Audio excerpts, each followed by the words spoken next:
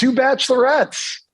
I mean, it's double the love, double the drama, double the fun. I don't know how everyone's going to be able to keep track of it all, but we're going to try. I can't wait for them. That's our job. Can you tell me how this is going to work? We still don't know, or I still don't know, with these two leads. Are they dating the same guys?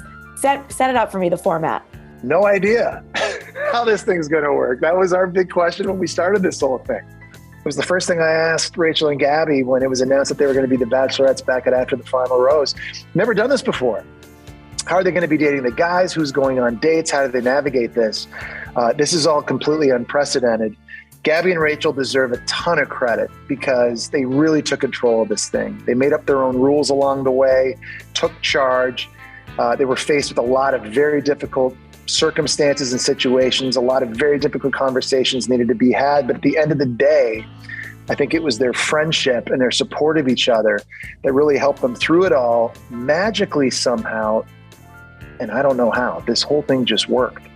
And I cannot wait for Bachelor Nation to see how it all unfolds because it'll be unlike anything they've ever seen before. Is there going to be any potential, can you tease of, I didn't like that guy, but now I do, but maybe she liked him and maybe a little swap, or how would that work? There's a lot of things that we weren't sure if they were or weren't going to happen. Would Rachel and Gabby both fall in love with the same guy? Would the same guy fall in love with Rachel and Gabby? Mm-hmm. A lot of different scenarios that we could never anticipate, that Rachel and Gabby could not prepare for.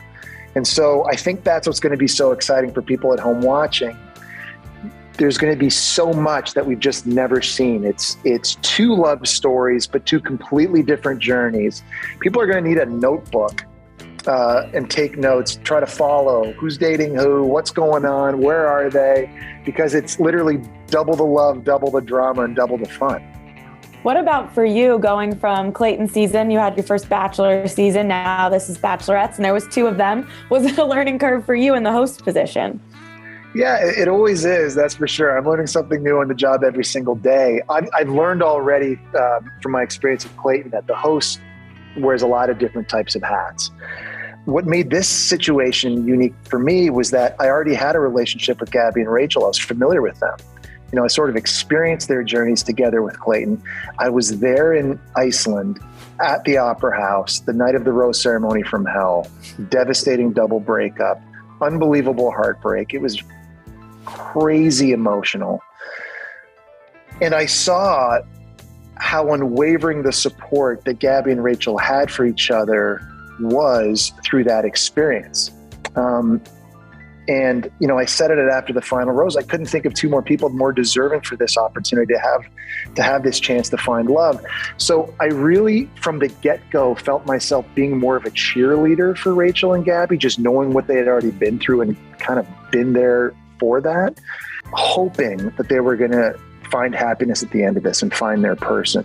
That was really my biggest goal. I'm such huge fans of Rachel and Gabby, and I want them both to be happy. So that wearing that hat, the cheerleader hat, for me was probably a little bit different than my previous experience, at least at the beginning.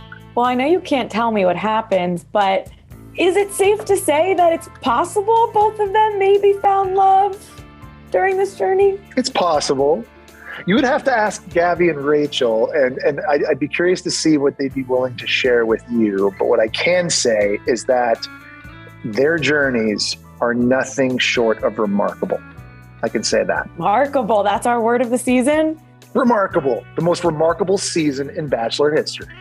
Perfect. Night one, who should we be keeping an eye on? Why is someone shirtless in the cast photo? Yeah. Jacob just clothes optional for him. I don't know. I don't think he loves clothes so much. He may or may not be riding in on a four-legged animal. There were some memorable intros. Four-legged animals, two-legged animals, magic tricks, forklifts. Gabby and Rachel had a lot thrown at them on that first night. I was making a lot of weird faces. I was doing the eyebrow a lot off to the side. Perfect. Doing? Yeah, there was a lot of that. I've heard rumors that there was like a cruise ship at some point that you guys maybe were filming on. Is that true? Were we on a cruise ship? I cannot confirm or deny. What I can say, though, is Gabby and Rachel hit the jackpot because upon traveling, They get to go to my favorite city in the world, the most romantic city in the world. Gabby and Rachel somehow get to go to Paris, France.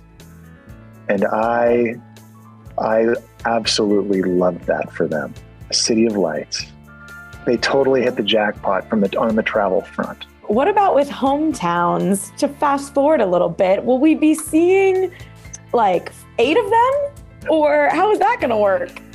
There's like 17,000 hometowns potentially on this season, because when you have so many guys and 2 different journeys toward finding love, yeah, anything's possible. A lot of miles accumulated.